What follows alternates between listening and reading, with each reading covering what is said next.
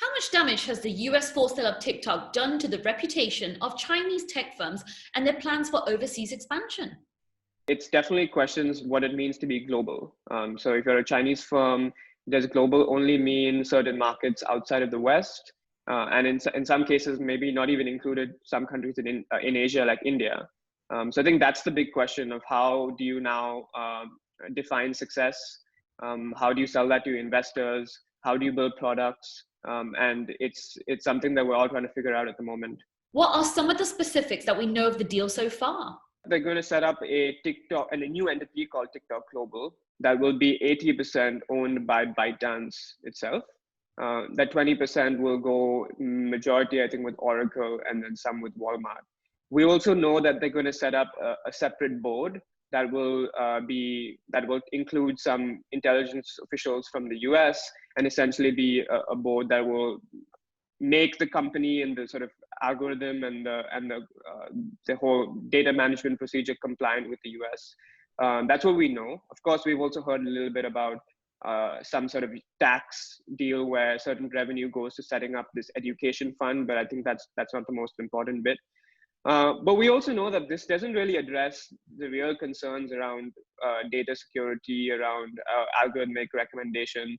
If you go beyond the nationalistic concerns and you just go and look at what it means to be regulating these technology companies, the biggest concerns are around how do you actually manage data flows? How do you make sure that data is not going to be used maliciously? And how do you make sure that this algorithm is operating in ways that are compliant with your own norms and interests? And I think it's really unclear how that's actually going to happen. And with the US elections coming up as well, it seems like a lot of this is not even going to be set up before the elections. I think in reality, this doesn't really address the core concerns around managing tech platforms and managing algorithms. Which global markets could Chinese apps turn their focus to next? I think it's about emphasizing focus on the markets that they've already had some success in. So Southeast Asia is their sort of first market that they moved out of China from.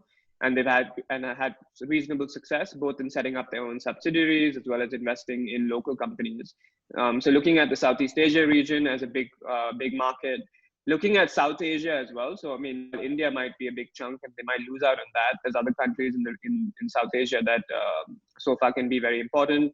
Looking at Africa, looking at West Asia, so the Middle East. I think these markets is where they can have a lot of success in.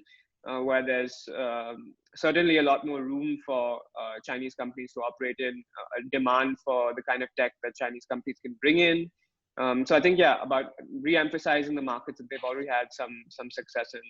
You know, it's not just the US. India has blocked Chinese apps, and Huawei is struggling to gain acceptance around the world. So what are the ramifications if blocking Chinese tech companies? You know, has globalization reached its peak? I think what we're seeing certainly in the last couple of years is states biting back, borders biting back, and wanting to assert more control within their national boundaries. I think for Chinese firms, there's a realization that the perception of Beijing will affect how these companies are allowed to operate, to what extent they're allowed to handle certain kinds of sensitive data, and to what extent they'll be welcomed by consumers. So there's a sort of link between the firms, Chinese firms, as well as Beijing's politics and its relations with the world. So I think that's one critical component that has become clear over the last 12 months. China's own cybersecurity law, in fact, advocated this idea of cyber sovereignty and placing domestic rules to govern the internet. And so in a way, what we've seen with the US is actually making this precedent now that all countries, including democracies, should look to this version when it comes to managing the internet. What can Chinese tech giants learn from what has happened to TikTok? One of the things I would say is to realize that what you do domestically is watched with a keen eye globally. So what you say to your domestic constituency, whether it's the government or whether it's users, will be seen and heard by people outside. And judged on those standards as well. I think that's one big component. And if Chinese firms want to go global, they have to realize that reality. Second, also, I would say is the advantages of having foreign investors. I think the role that foreign investors that have, like such as Sequoia, have played in the negotiation of ByteDance with the US should not be understated.